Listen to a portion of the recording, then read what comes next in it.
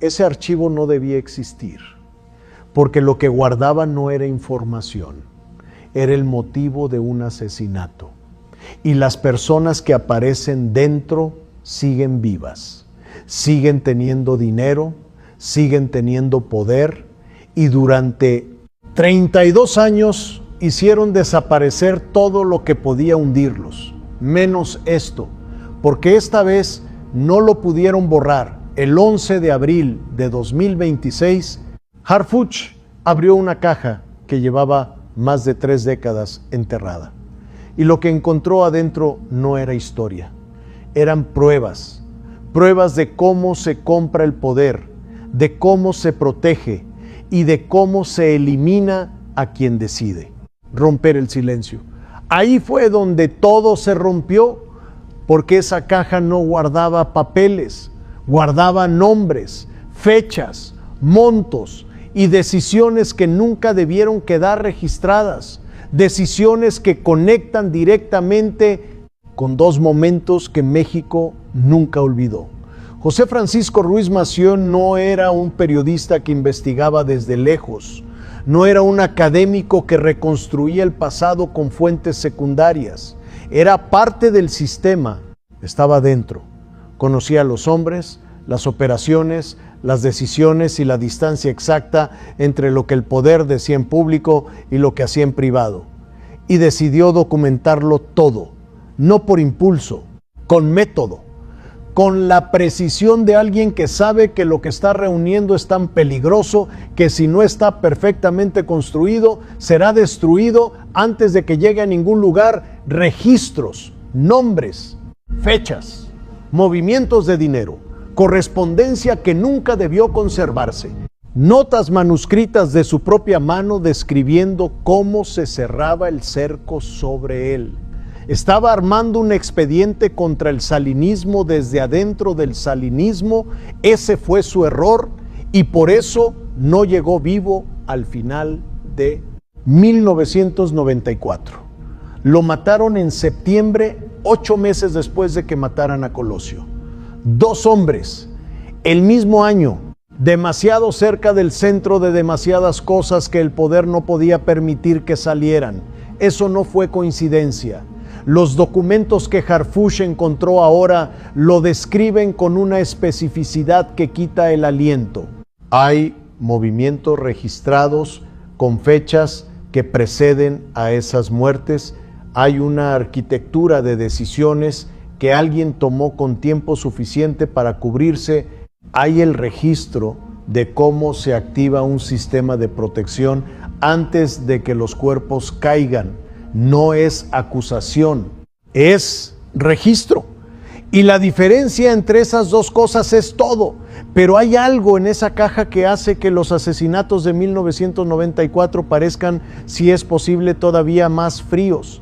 Diciembre de 1994, el peso colapsó. No como crisis abstracta que los analistas discuten con gráficas, como destrucción concreta de familias reales, ahorros de décadas pulverizados en días, hipotecas que de una mañana a otra se volvieron impagables, negocios que habían sobrevivido generaciones cerrados en semanas, millones de personas empujadas a una precariedad de la que muchas nunca salieron. Eso lo sabe todo México. Lo que no sabe todo México es lo que esa caja describe ahora con fechas y nombres. Hubo personas que no perdieron nada. Personas que semanas antes del colapso habían movido su dinero con una precisión que en su momento se explicó como buena suerte o inteligencia financiera superior, que despertaron el día después con sus fortunas intactas, mientras el país despertaba con sus ahorros convertidos en nada. Eso no fue inteligencia financiera, fue información privilegiada, fue saber lo que iba a ocurrir porque eran parte de la decisión de que ocurriera. Y eso aparece documentado. No como sospecha, como registro con montos, fechas y nombres de personas que en sus declaraciones públicas nunca tuvieron ninguna relación con nada de lo que esos documentos describen. Ahí está el golpe más frío de toda esta historia. Mientras el país caía, ellos ya se habían puesto a salvo. Y el hombre que lo documentó murió 3 meses antes de que ocurriera. Para entender por qué ese archivo sobrevivió 32 años, hay que entender algo sobre cómo el poder protege sus secretos. El poder no destruye todo lo que puede destruirlo. Esa sería la lógica intuitiva, pero no es la lógica real. El poder sabe que una caja que existe en un lugar que nadie puede encontrar funciona mejor como herramienta de control que como objeto destruido. Una caja destruida es solo una ausencia, una caja que existe pero nadie puede tocar. Es una cadena, produce silencio, produce lealtades, produce la disposición de personas que saben demasiado a comportarse como si no supieran nada. No necesita activarse para funcionar. Funciona por su mera existencia en algún lugar indeterminado donde alguien la guardó sabiendo exactamente qué efecto produciría. Mientras estuvo ahí, nadie que necesitaba callar se permitió hacer ruido. Eso explica silencios que durante décadas resultaron demasiado profundos. Investigaciones que llegaron hasta cierto punto y de repente perdieron impulso sin explicación satisfactoria, testigos que de pronto ya no recordaban lo que habían dicho que recordaban, capítulos enteros de la historia política de México que parecían impermeables a cualquier revisión honesta. No era impermeabilidad natural, era la caja funcionando. Hay algo en lo que encontraron que va más allá de los registros financieros y los movimientos de dinero, algo que convierte ese archivo frío en algo con una textura diferente, más personal, más perturbadora, las notas manuscritas de Ruiz Massieu, de su puño y letra. No son notas de trabajo, no son apuntes de reuniones, son observaciones de alguien que está viendo cómo se cierra el cerco sobre él y que lo documenta con la misma meticulosidad con la que documentó todo lo demás. Describe patrones, describe movimientos, describe conversaciones que adquieren otro significado cuando se leen sabiendo lo que ocurrió después. Estaba siendo cercado y lo sabía. Y en el acto de escribirlo, de registrarlo, de meterlo en esa caja junto a todo lo demás, estaba haciendo algo que no podía decir en voz alta. Estaba dejando preparado el golpe que no iba a poder dar en vida, no lo protegió, pero sobrevivió. 32 años después, esas notas están sobre una mesa de la Secretaría de Seguridad. Y las personas que organizaron el cerco que él describió tienen que leer lo que escribió mientras esperaba lo que sabía que iba a llegar. Eso tiene un peso que no cabe en ningún análisis político, pero la pregunta que esos documentos hacen imposible de ignorar no es sobre 1994, es sobre ahora. ¿Por qué sobrevivió? No en el sentido físico, en el sentido político. En 32 años hubo transiciones de gobierno, hubo alternancia, hubo administraciones que supuestamente tenían todos los incentivos para abrir exactamente este tipo de archivos y usar su contenido contra sus adversarios. No lo hicieron. Y eso dice algo más incómodo que cualquier cosa que los documentos mismos contengan.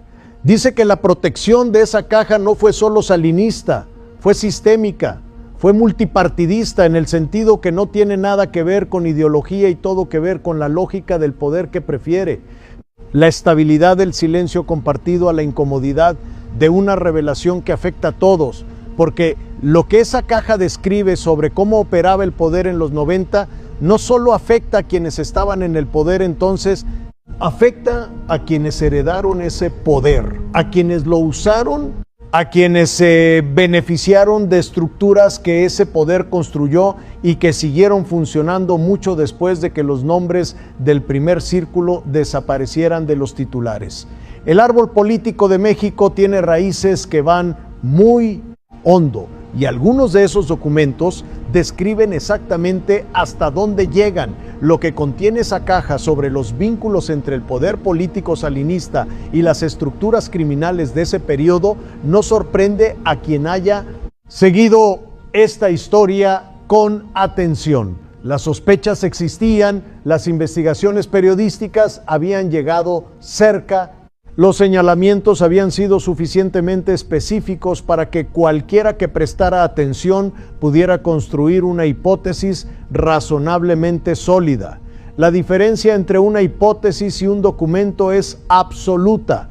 Una hipótesis se desmiente con una declaración, con el gesto correcto de indignación, con la convicción suficiente para que quien escucha prefiera creer la negación antes que la acusación. Un documento no se desmiente, se procesa, se cruza con otros documentos, se construye sobre él una cadena que en algún momento llega al punto donde las opciones para quien aparece dentro se reducen de formas que no son cómodas.